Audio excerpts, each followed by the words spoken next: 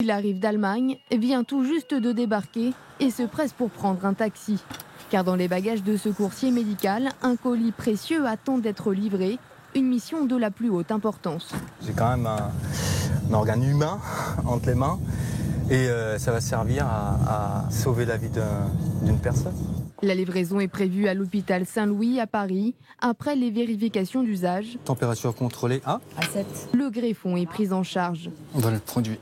En apparence, une poche de sang qui va devoir être préparée avant la greffe. La manipulation s'effectue en chambre stérile. Le but de tout cet environnement étant évidemment de sécuriser au maximum le greffon qui va être injecté au receveur. Une simple transfusion sanguine de cellules saines qui vont petit à petit remplacer les cellules malades de ce patient. On y est, la greffe est bien arrivée, elle est arrivée à destination, on l'a bien reçue, il n'y a eu aucun problème pendant le transport.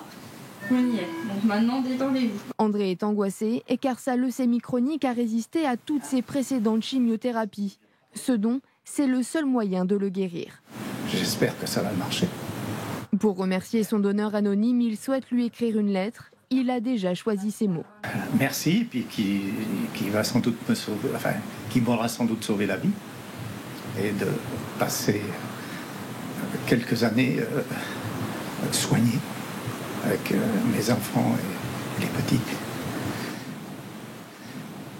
Comme André, chaque année en France, 950 patients reçoivent une greffe d'un don anonyme.